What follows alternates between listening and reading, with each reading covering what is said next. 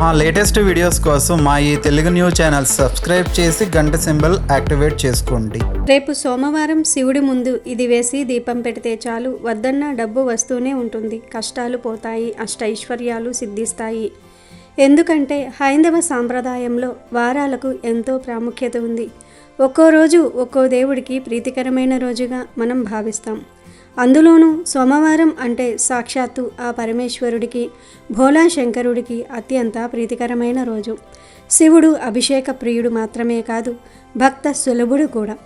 పిలిస్తే పలికే దైవమైన అంతటి మహిమాన్వితమైన సోమవారం నాడు మనం చేసే చిన్న చిన్న పనులే మన తలరాతను మార్చేస్తాయి. అసలు సోమవారం నాడు శివుడిని పూజించటం వల్ల కలిగే ఫలితాలు అన్నీ ఇన్ని కావు.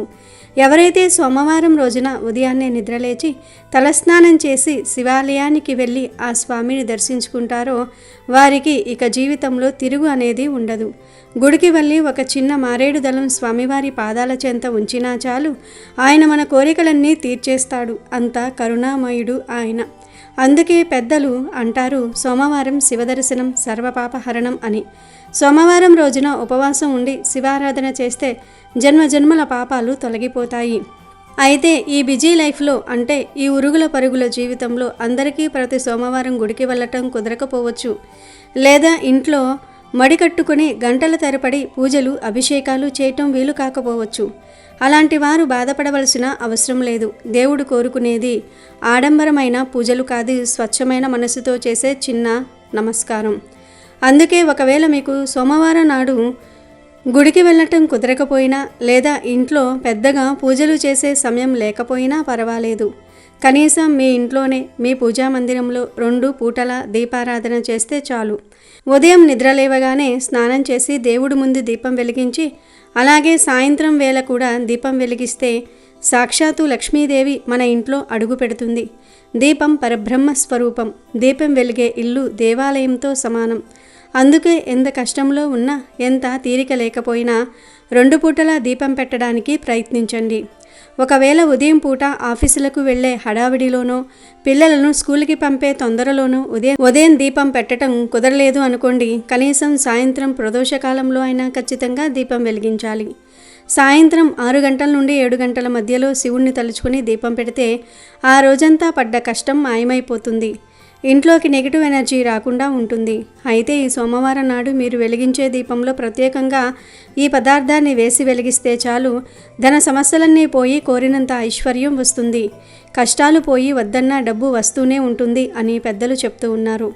మరి ఇంతకీ ఈ సోమవారం రోజు ఏం వేసి దీపం పెట్టాలి అనే విషయాన్ని ఇప్పుడు మనం ఈ వీడియోలో వివరంగా తెలుసుకుందాము. అలాగే సోమవారం రోజు ఎటువంటి పనులను అస్సలు చేయకూడదు అనే విషయాన్ని కూడా తెలుసుకుందాం. ఫ్రెండ్స్, ముందు మన ఛానల్ని చూస్తున్న ప్రతి ఒక్కరూ కూడా దయచేసి ఈ వీడియోకి ఒక లైక్ కొట్టండి. మీరు ఇచ్చే ఒక లైక్ వల్ల ఈ వీడియో మరికొంతమందికి చేరుతుంది. మంచి విషయాన్ని 10 మందికి పంచటం కూడా ఒక దైవ కార్యమే కదా. అలాగే మనస్ఫూర్తిగా భక్తి శ్రద్ధలతో కామెంట్ బాక్స్లో ఓం నమః శివాయ అని కామెంట్ చేయండి. ఇప్పుడు మనం అసలు విషయానికి వద్దాం. ఈ సోమవారం నాడు ఒక ప్రత్యేకమైన పద్ధతిలో దీపం పెట్టడం వల్ల మనకు పట్టిందల్లా బంగారం అవుతుంది. ఆర్థిక సమస్యలు ఎంతటివి ఉన్నా పటాపంచలవుతాయి. అదేంటంటే, మనం సాధారణంగా దీపంలో నూనె పోసి వత్తులు వేసి వెలిగిస్తాం కదా. అయితే రేపు సోమవారం కాబట్టి ఉదయం పూట లేదా సాయంత్రం పూట మీరు వెలిగించే దీపంలో 3 వస్తువులను వేయాలి. అవి చాలా శక్తివంతమైనవి మరియు ఆ పరమేశ్వరుడి అనుగ్రహాన్ని మనకు త్వరగా కలగజేసేవి. అవి ఏమిటి అంటే, కొద్దిగా బెల్లం పొడి, కొంచెం జీలకర్ర మరియు చిటికెడు పసుపు. అవును, మీరు విన్నది నిజమే. మీరు దీపం వెలిగించే ప్రమిదలో నూనె పోసిన తర్వాత అందులో కొంచెం బెల్లం పొడిని వేయండి. బెల్లం అనేది తీపికి సంకేతం మాత్రమే కాదు, ఇది మన జీవితంలో మధురానుభూతులను కలిగిస్తుంది. నైవేద్యంగానే కాదు, దీపారాధనలో బెల్లం వాడటం వల్ల మన కోరికలు నెరవేరుతాయి. బెల్లం వేసి తర్వాత కొంచెం జీలకర్ర వేయండి. జీలకర్రకు ఉన్న శక్తి అంతా ఇంత కాదు. ఇది మనలోని చెడు ఆలోచనలను తగ్గించి మంచి పాజిటివ్ వైబ్రేషన్ను ఆకర్షిస్తుంది. ఇక 3వది పసుపు. పసుపు మంగళకరమైనది, గురువుకు, లక్ష్మీదేవికి ఇష్టమైనది. ఈ మూడింటిని అంటే బెల్లము, జీలకర్ర, పసుపును ఆ నూనెలో వేసి ఆ తర్వాత వత్తులు వేసి దీపాన్ని వెలిగించండి. ఇలా వెలిగించిన దీపాన్ని శివుడి పటం ముందు లేదా శివలింగం ముందు ఉంచి మనస్ఫూర్తిగా నమస్కరించుకోండి. ఇలా చేయటం వల్ల కలిగే ఫలితం అద్భుతంగా ఉంటుంది. ఎందుకు ఇలా చేయాలి అంటే జ్యోతిష్య శాస్త్రం ప్రకారం జీలకర్ర, బెల్లం అనేవి రాహుకేతు దోషాలను మరియు ఆర్థికపరమైన అడ్డంకులను తొలగించడంలో అద్భుతంగా పనిచేస్తాయి. ఎప్పుడైతే ఈ వస్తువులతో కూడిన దీపాన్ని మనం శివుడి ముందు వెలిగిస్తామో శివుడు మన భక్తికి మెచ్చి మనకు ఉన్న ఆర్థిక ఇబ్బందులన్నిటినీ తీర్చేస్తాడు. ముఖ్యంగా అప్పుల బాధలతో సతమతమయ్యే వారికి ఇది ఒక గొప్ప పరిహారం. వస్తున్న పనుల్లో ఆటంకాలు వస్తున్నా, వ్యాపారంలో లాభాలు రాకపోయినా, ఇంట్లో ఎప్పుడూ గొడవలు జరుగుతూ ఉన్నా ఈ చిన్న పని చేసి చూడండి. ఆ దీపం వెలుగుతున్నంతసేపు మీ ఇంట్లో ఒక పాజిటివ్ ఎనర్జీ ప్రవహిస్తుంది. సాక్షాత్తు ఈశ్వరుడి అనుగ్రహం మీ కుటుంబంపై ఉంటుంది. దీనివల్ల ధన ప్రవాహం పెరుగుతుంది. మీరు ఊహించని మార్గాల నుండి డబ్బు చేతికి అందుతుంది. అష్టైశ్వర్యాలు సిద్ధిస్తాయి. ఇంట్లో సుఖ సంతోషాలు వెల్లివిరుస్తాయి. కేవలం ఒక సోమవారం చేసి చూడండి, మీకే మార్పు తెలుస్తుంది. కుదిరితే వరుసగా 5 సోమవారాలు ఇలా చేస్తే ఇంకా మంచిది. సోమవారం అనేది శివుడికి చాలా ఇష్టమైన రోజు కనుక సోమవారం పూట కొన్ని తప్పు పనులు అస్సలు చేయకూడదు. ఎందుకంటే పుణ్యం రాకపోయినా పర్వాలేదు, కానీ తెలియక చేసే తప్పుల వల్ల పాపం మూటగట్టుకోకూడదు కదా. సోమవారం నాడు పొరపాటున కూడా జుట్టు కత్తిరించుకోకూడదు. అట్లాగే గోర్లు కత్తిరించడం కూడా మంచిది కాదు. ఇలా చేయటం వల్ల మన జాతకంలో ఉన్న చంద్రబలం తగ్గిపోతుంది. చంద్రుడు మనసుకు కారకుడు.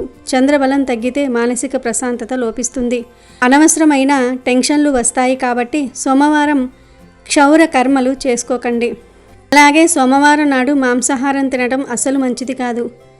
శివుడికి ప్రీతికరమైన రోజున సాత్విక ఆహారం తీసుకోవాలి. వీలైతే ఉపవాసం ఉండాలి లేదా పండ్లు, పాలు వంటివి తీసుకోవాలి. మాంసాహారం తినటం వల్ల మనలోని తమో గుణం పెరిగి దైవచింతన తగ్గుతుంది. అంతేకాదు సోమవారం నాడు ఎవరితోనూ గొడవలు పడకూడదు. కోపాన్ని అదుపులో ఉంచుకోవాలి. పెద్దలను, స్త్రీలను గౌరవించాలి. ఒక ముఖ్యమైన విషయం ఏమిటి అంటే సోమవారం నాడు నల్లని వస్త్రాలు ధరించకపోవటం మంచిది. తెలుపు రంగు లేదా లేత రంగు బట్టలు ధరించడం వల్ల చంద్రుడి అనుగ్రహం లభిస్తుంది. మనసు ప్రశాంతంగా ఉంటుంది. అలాగే సోమవారం నాడు ఎవరికీ డబ్బు అప్పుగా ఇవ్వకూడదు, తీసుకోకూడదు అని కూడా కొందరు పెద్దలు చెప్తూ ఉంటారు. కనుక ఈ చిన్న చిన్న జాగ్రత్తలు పాటిస్తూ రేపు సాయంత్రం శివయ్య ముందు మనం చెప్పుకుంటున్నట్లుగా బెల్లము, జీలకర్ర, పసుపు వేసి దీపం పెట్టండి. మీ కష్టాలన్నీ కరిగిపోవటం ఖాయం. ఆ పరమేశ్వరుడి కృపతో మీ ఇల్లు ధనధాన్యాలతో తులతూగుతుంది. వద్దన్న డబ్బు వస్తూనే ఉంటుంది. నమ్మకంతో చేయండి, శుభ ఫలితాలను పొందండి. సోమవారం రోజున ఇలా చేస్తే మీకున్న కష్టాలు అన్నీ పోయి మీరు సుఖపడతారు. అంతేకాకుండా మీరు కోరుకున్న కోరికలన్నీ నెరవేరుతాయి. ఆర్థికంగా నిలదొక్కుంటారు. మీ జీవితం మారిపోతుంది. కోరిన కోరికలు నెరవేరని వారు, డబ్బు లేదని ఆర్థికంగా బాధపడేవారు ఈ ఉపాయం కనుక పాటిస్తే మీరు ఊహించని విధంగా అదృష్టం కలిసొస్తుంది. మీరు అదృష్టవంతులుగా మారిపోతారు. మరి సోమవారం రోజు ఏం చెయ్యాలో, ఏ పరిహారం చెయ్యాలో ఇప్పుడు వీడియోలో తెలుసుకుందాం. కానీ దానికంటే ముందుగా ఒక చిన్న కథను విందాం. రామాపురంలో నివసించే పర్వతాలుకు 2 కొడుకులు. పెద్దవాడు చాలా తెలివైనవాడు, చిన్నవాడు అమాయకుడు. పర్వతాలు తన జీవితంలో పెద్దగా ఏమీ కూడబెట్టలేదు. కానీ కొద్ది రోజులలో చనిపోతాడనగా అతనికి ఒక చింత పట్టుకున్నది. పెద్దవాడు చిన్నవాడిని మోసం చేస్తాడేమో అని. పర్వతాలు 2 కలిసి బతికేలాగా చూడాలి అని అనుకున్నాడు. అదే బెంగతో అతను మంచం పట్టాడు. చివరికి చనిపోతుండగా అతను పిల్లలిద్దరినీ పిలిచి ఇద్దరికి తన ఆస్తులైన మామిడి చెట్టు, ఆవు, ఒక కంబళి చూపించి వీటిని మీరిద్దరూ అనుభవించాలి అని సైగలు చేసి చెబుతూ కన్ను మూశాడు.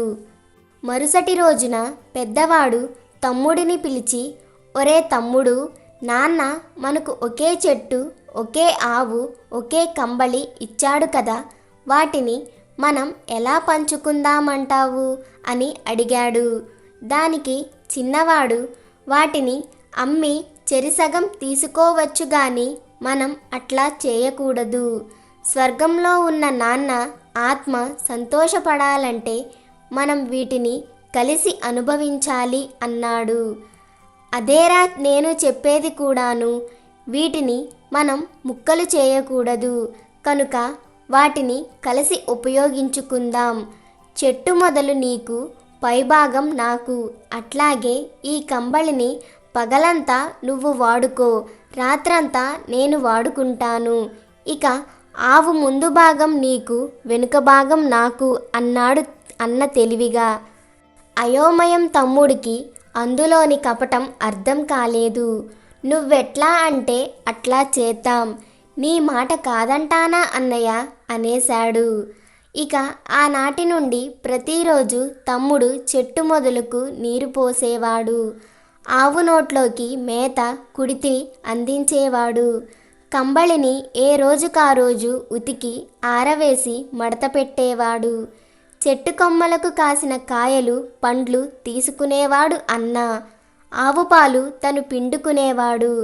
పేడ అంతా తనే తీసుకునేవాడు. తమ్ముడు ఉతికి పెట్టిన కంబళిని చక్కగా రాత్రిపూట కప్పుకునేవాడు. ఇలా కొంతకాలం గడిచిపోయింది. అన్నకు తమ్ముడికి ఇద్దరికి పెళ్ళి అయ్యింది. తమ్ముడి భార్య లక్ష్మి తెలివైనది. భర్త అమాయకత్వాన్ని ఆసరాగా చేసుకుని అతని అన్న ఎలా మోసం చేస్తున్నాడో గమనించింది. ఒకరోజు ఉదయాన్నే చెట్టుకు నీరు పోస్తున్న భర్తతో లక్ష్మి, ఇదిగో అయ్యా, గొడ్డలి తీసుకురా ఓ మాటు అన్నది. అతను గొడ్డలి తేగానే, ఇదిగో ఈ మాను మొదలు నీదే కదా, మీ అన్నది కాదు కదా అన్నది. అవును నాదే అన్నాడు తమ్ముడు. మరైతే ఇంకేమి, దీన్ని నరుకు, పొయ్యిలోకి కట్టెలు లేవు అన్నది లక్ష్మి, దగ్గరలోనే నిలబడి వింటున్న పెద్దాయనను గమనిస్తూ. తమ్ముడు చెట్టుకు ఒక వేటు వేశాడో లేదో అన్న వచ్చి అడ్డుకున్నాడు. మొదలు కొడితే మొత్తం చెట్టు చనిపోతుంది, కొట్టకు. ఇక నుండి మనం ఇద్దరం చెట్టుకు నీళ్లు పోద్దాం, కాసే కాయల్ని కూడా సమానంగా పంచుకుందాం అన్నాడు. రోజు సాయంత్రం అన్న ఆవు పాలు పిండుకుంటుండగా భర్తను పిలిచి అక్కడికి చేరుకున్నది లక్ష్మి. ఆవుకు మొక్కుకొని దాని ముఖాన్ని కడిగి బొట్టు పెట్టి, ఇదిగో ఈ ఆవు ముందు భాగం నీదే కదయ్యా అన్నది భర్తతో. అవును అన్నాడు తమ్ముడు. మరైతే ఒక బెత్తం తెచ్చి కొద్దిసేపు దీని మూతి మీద కొట్టు అన్నది లక్ష్మి. తమ్ముడు ఆమెకేసి అదోలాగా చూశాడు. కానీ అన్న ముందుకొచ్చి, ఇదిగో అలా చెయ్యకు, ఆవు తన్నిందంటే పాలన్నీ నేలపాలు అవుతాయి. ఇక మీద ఆవును ఇద్దరం మేపుదాం, పాలు కూడా చెరిసగం తీసుకుందాం అన్నాడు. ఆ రోజు సాయంత్రం అవుతుండగా కంబళిని నీళ్ళల్లో నానపెట్టింది లక్ష్మి. రాత్రికి దాన్ని కప్పుకునేందుకు వచ్చిన అన్న దాన్ని గమనించి, ఒరే తప్పైపోయింది, మనం ఇద్దరం రోజు మార్చి రోజు దీన్ని ఉతుకుదాం, ఇద్దరం రోజు మార్చి రోజు ఉపయోగించుకుందాం, నన్ను క్షమించు అన్నాడు. లక్ష్మి తెలివితేటలు గలది అని గమనించాక అతను పూర్తిగా మారిపోయాడు. అన్నింటా తమ్మునికి సమాన అవకాశాలిస్తూ వచ్చాడు. అటుపైన రెండు కుటుంబాలు కలతలు లేకుండా సఖ్యంగా జీవించాయి. ఇక వీడియోలోకి వస్తే, ఈ పరిహారం చేయడం వల్ల మీరు మీ మనసులో కోరుకున్న కోరికలు సరైన సమయంలో తీరిపోతాయి. చాలామంది రకరకాల పూజలు చేసి పూజలు చేయించుకుని కష్టాలు తీరక డబ్బులు పోయి బాధపడుతున్నారు.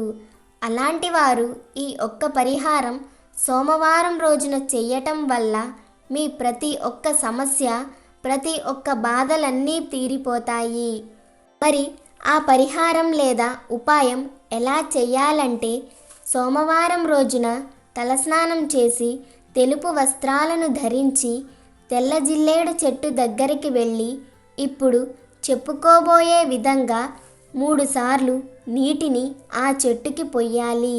అలా గనక చేస్తే మీ జీవితం బాధల నుంచి బయటపడుతుంది.